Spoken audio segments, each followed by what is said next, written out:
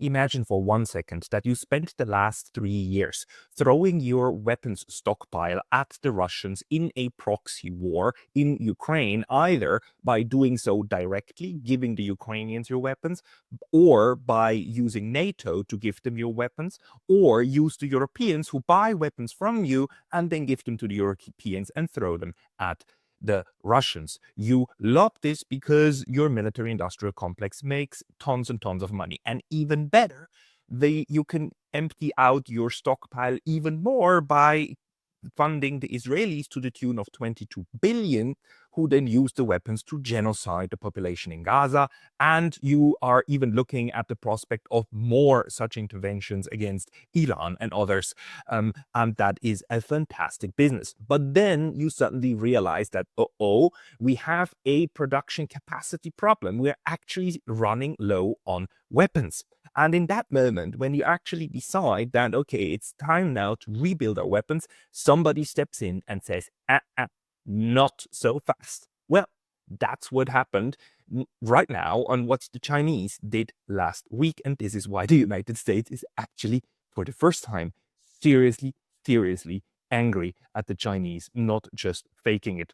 So in the media, what we read last week is actually a bit of an exercise of gaslighting.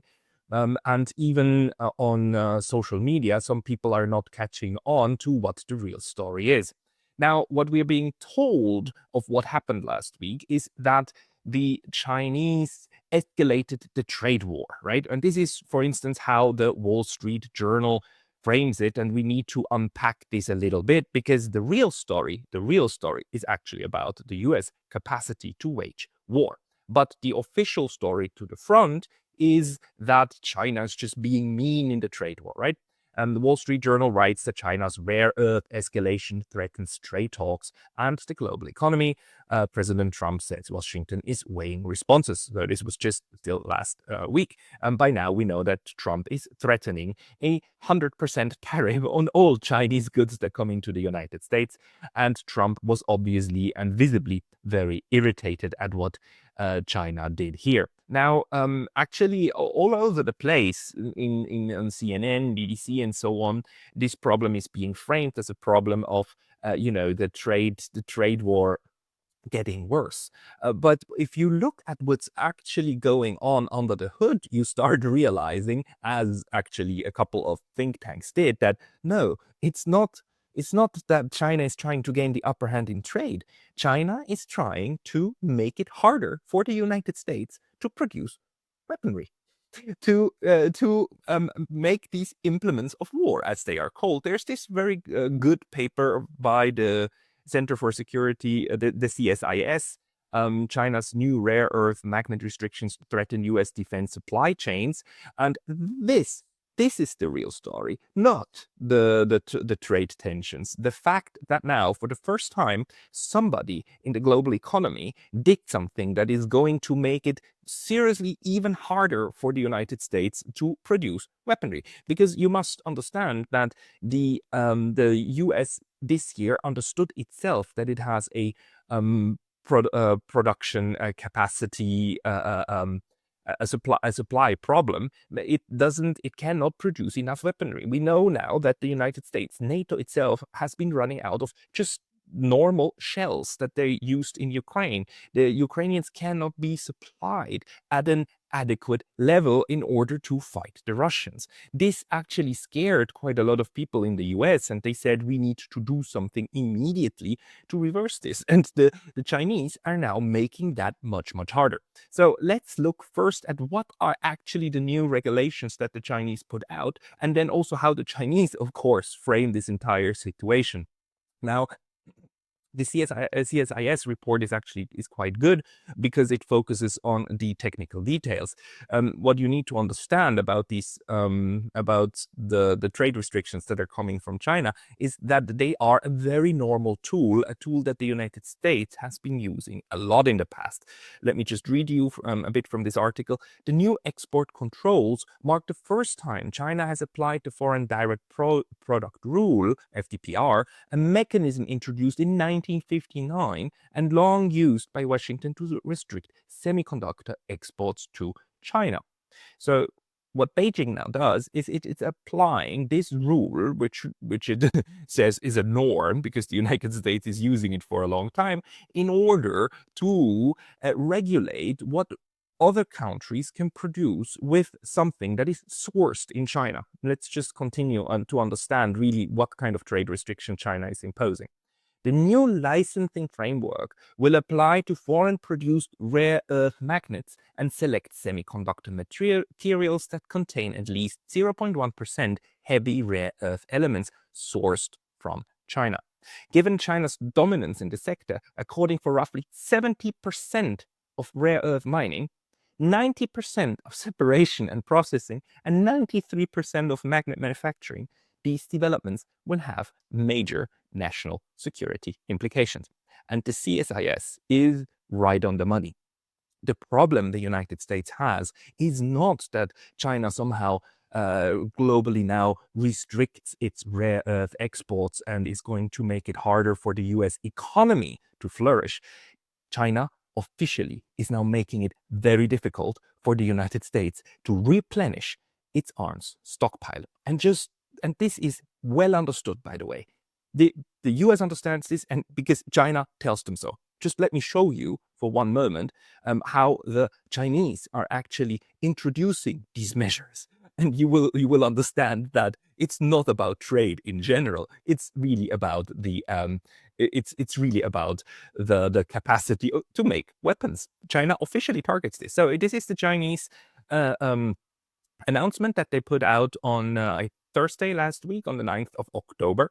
And I just ran this through my translation software, and I'm just going to read out this to you. This is what the Chinese officially said in front of the cameras, in front of Chinese media, of what these new rules are about. And they clearly say that they imply export control of dual-use items. It's even in the title of the law that the Chinese are referencing that they're now going to make stricter.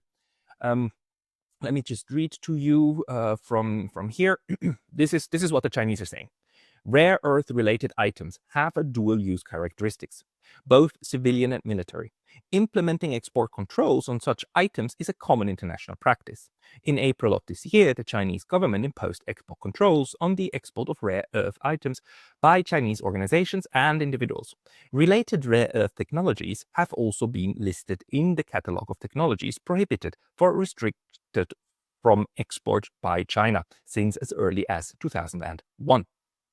The Chinese are telling us here they've had export controls for over 20 years. This is nothing new under the sun. This is just an increase of the controls. So far, so good. However, for some time, certain foreign organizations and individuals have directly or indirectly transferred or provided Chinese origin controlled rare earth items, either in raw or processed form, to entities and individuals involved in military or other sensitive fields. These actions have caused serious harm or potential threats to China's national security and interests, undermined international peace and stability, and damaged global non-proliferation efforts. Therefore, the Chinese government has decided, in accordance with the law, to implement export controls on certain overseas rare earth-related items containing Chinese components. The goal is to better safeguard national security and interests, and to more effectively fulfill China's international obligations in non-proliferation-related areas. As a responsible major power, China's decision to implement such controls reflects its consistent stance of firmly upholding world peace and regional stability and actively participating in international non-proliferation efforts. China is willing to strengthen communication, yada, yada, yada. One more thing, it should be noted that the scope of items covered by these controls is limited, and various facilitation measures will be introduced for licensing procedures. The Chinese government will grant licenses for exports that comply with relevant regulations. Export for humanitarian purposes, such as urgent medical needs, response to public health emergencies, and disaster relief, will be exempt from licensing requirements, in addition to accommodate stakeholders' needs to fulfill existing commercial contracts and comply with regulations as a reasonable transition period has been established. So the Chinese are telling us that clearly what this is curbing of other states' ability to use Chinese rare earths for their weapons production purposes. So the Chinese are now restricting rare earths to be used for dual-use goods and for military goods straight out. If you want to use Chinese rare earths to create weapons, then, well, the Chinese are just not going to sell it to you. China is now going to forbid its companies from selling these materials or selling goods that contain components and materials. And this is why it's a licensing issue.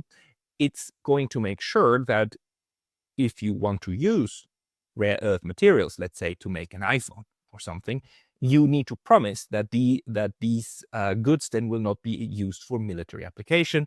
And you need the Chinese will obviously then try to implement a mechanism to check on whether that's the case or not. So really, China is now cracking down and using its major capacity, its monopoly in rare earths to try to impede other states' ability to make weapons out of these components.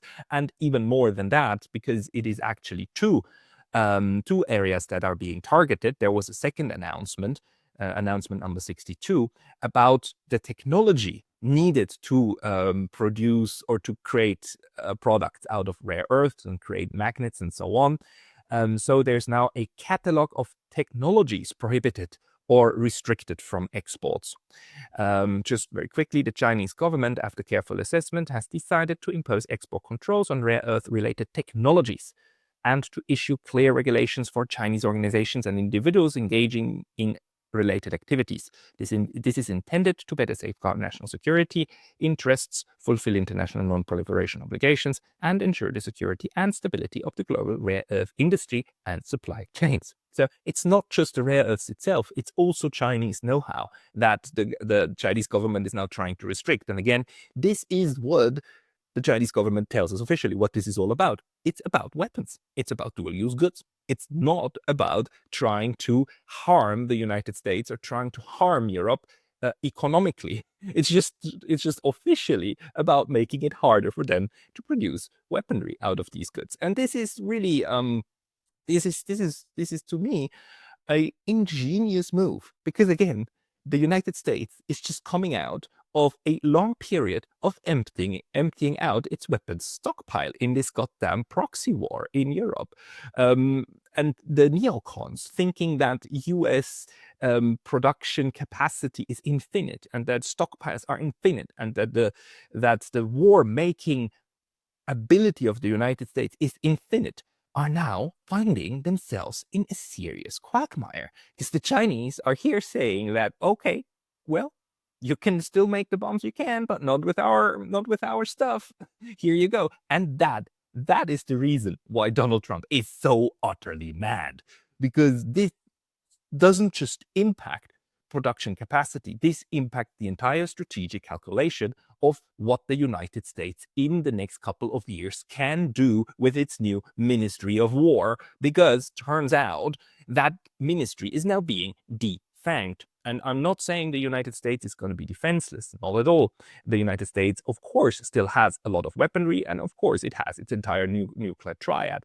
But the ability to just produce at will how much ever bombing material and F-35s and so on that they want, that one is now being curtailed. And again, let's go back to the CSIS study. There's actually some more useful information in here. For instance, that all of these things are being used, these rare earth materials and rare earth processing capacity, including F-35 fighter jets, Virginia and Columbia class submarines, Tomahawk missiles, radar systems, Predator unarmed aerial vehicles, and the Joint Direct Attack Munition series of smart bombs.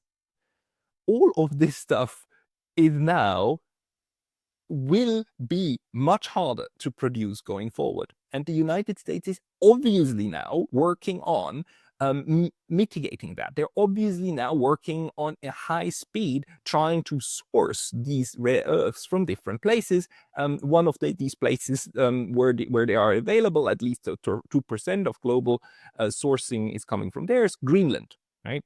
So this also tells us why the United States is so keen on establishing control over certain territories.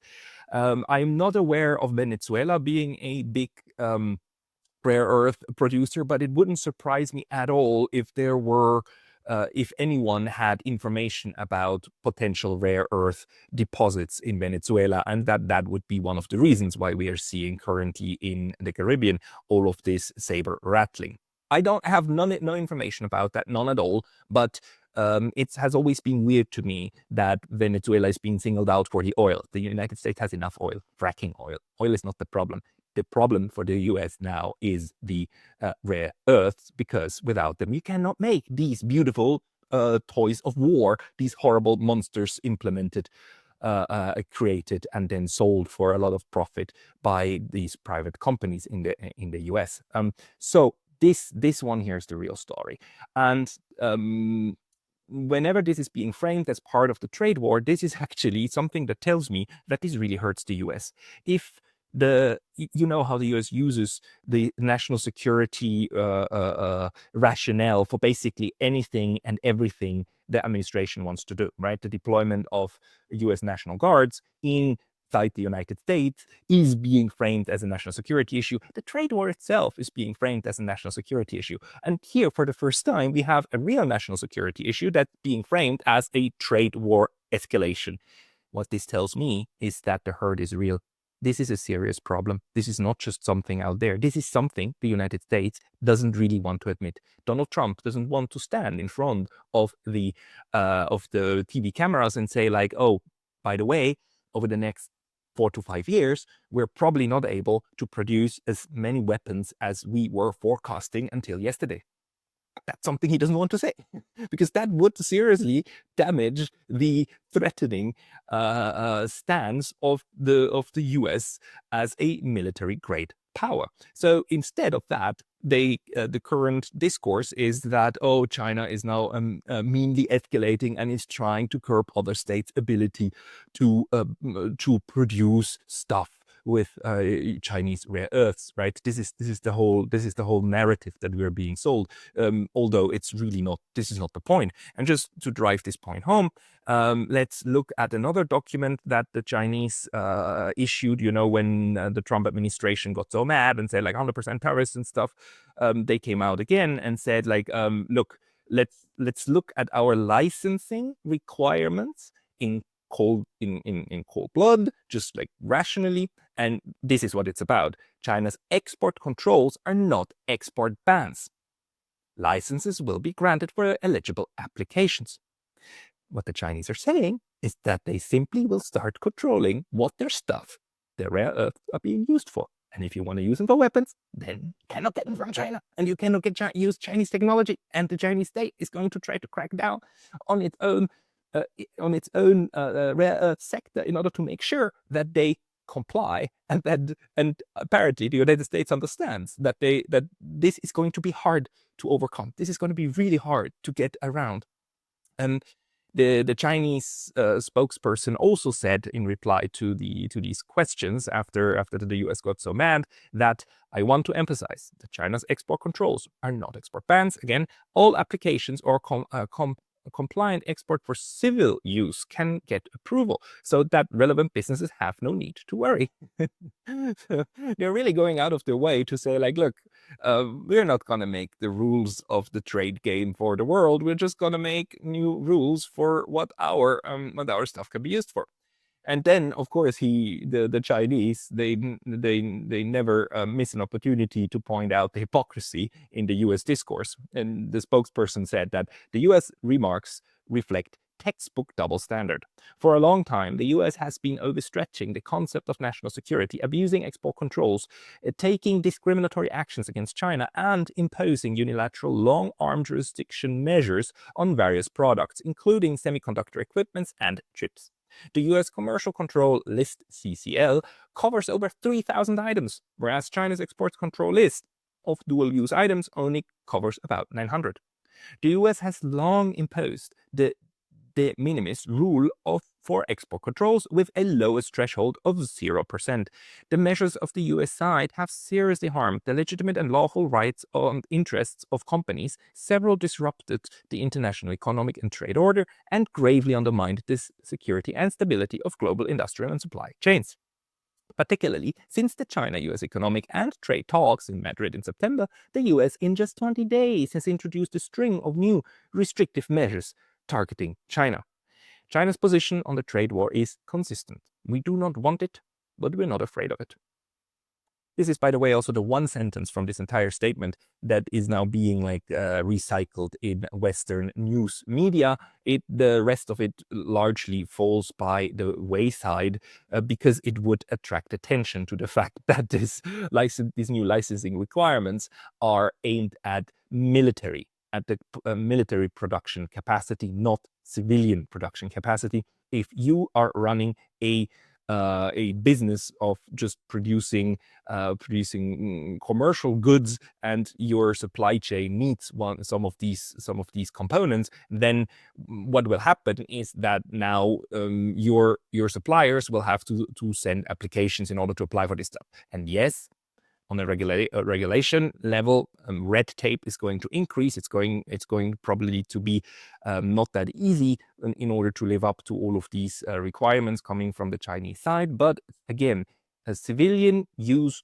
goods are not the target of these export restrictions. It's military and dual use goods that now are going to get Chinese scrutiny, and especially, of course, the ones then being used by its largest adversary, the United States.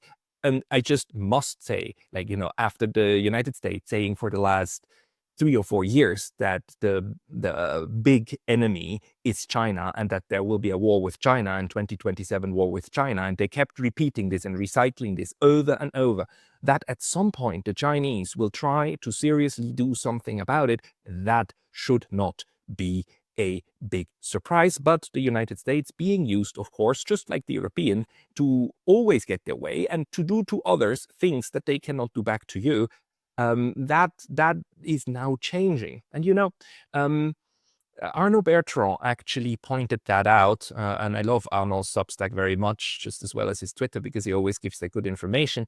Yesterday he put out a interesting short note on Substack, tackling the question, why now? Why did China not do this earlier? Because they had control over rare earths for a long time. Why is it that this is happening now in 2025?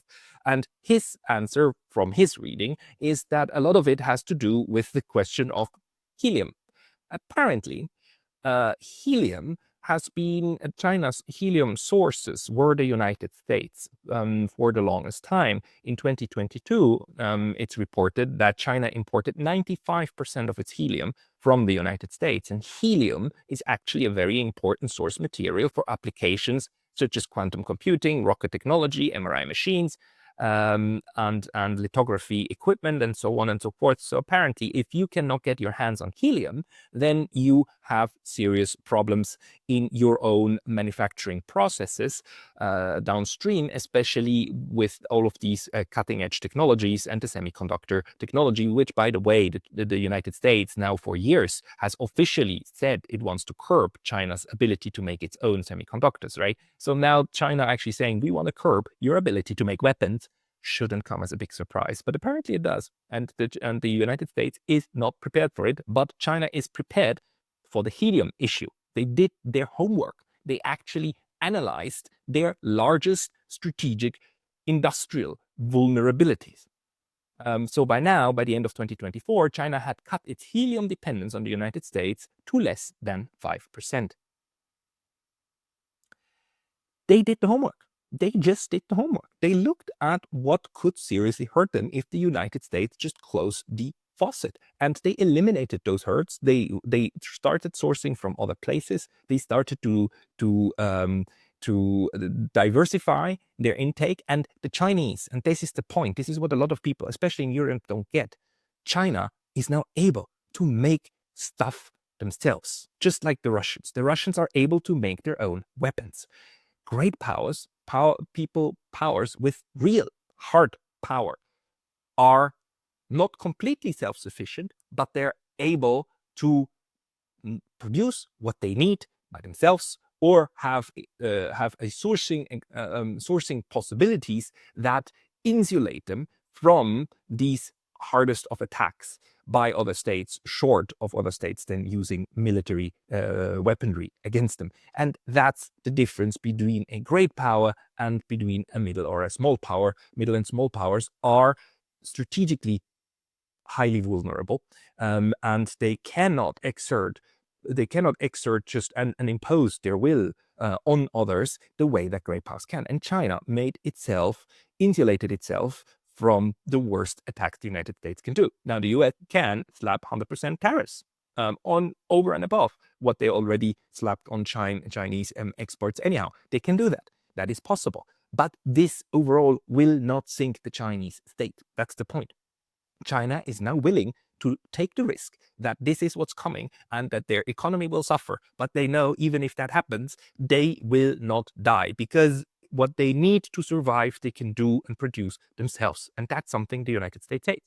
It's, of course, also something that the United States brought upon itself by overstretching and overusing its own infrastructure and the dependency of others on itself. The United States, for now at least 30, 40 years, has been using the economic structure that it created, that revolves around itself at the center, in order to then put stress on others, including sanctions, including tariffs, in order then to make sure that other states bend to its will. And when states don't do that, just like, let's say, North Korea, which went ahead with a nuclear program against what the United States wanted, then it's going to be heavy sanctions, right? And the idea was always that this would break these countries. It didn't. Some countries it broke. I mean, so it causes serious hurt, don't get me wrong. But what we are now seeing is that China is feeling confident enough that this will not erode the power base of the Chinese Communist Party. The power base being, of course, the population. And the population, what the CCP knows, what they need to deliver is prosperity. Economic prosperity. That's the bargain. People will be better off, more people in the middle class, more money and more material wealth in exchange for political power to the top. And China now implementing these measures means that they're reasonably certain that even though hurt might come their way, it will not break their back. For the United States, on the other hand, it seems that this process of financialization of the economy, outsourcing of even critical components of the security state to abroad, is now coming back to haunt them. The industrial capacity to produce stuff, even implements of war, the bombs and the F-35s and so on, now rely on supply chains that can be interrupted. And the Chinese just said, like, we're going to do that. We're going to interrupt your supply chain ability to produce weaponry. This, my friends, is the real story of China's actions in terms of its new licensing requirements, and it is in my view, it is now China's most serious challenge to the United States military dominance of the globe. China already challenged the United States in several areas, including, of course, the economy, including, of course, production, including currency, but now China is taking on the US war-making capabilities. This is a very heavy blow, and in my view, and from the reaction and judging from the gaslighting that's coming from the West, this kind of look this way when in fact the real issues over there, tells me that this is serious. This is serious to the United States, and a lot of people in the Pentagon and a lot of people in the military-industrial complex will now seriously be worried. And I have not talked to one of them. I haven't read from them yet. But I imagine that even in Palantir and so on, people are now seriously going to study what to do. Untangling supply chains is because you don't even know where this stuff exactly is. I'm pretty sure the relevant people will have a good idea, but this is going to make it harder for the United States to wage war. And it wouldn't surprise me if now they have to hold emergency meetings to understand whether the plans for Iran and Venezuela and so on are still realistic, looking at the fact that whatever you shoot at others from now on, you might not be able to replenish as quickly as your projections for the next couple of years predicted. So China, I think you really did us a solid here for global peace by making it harder for others to produce weapons. Thank you, China.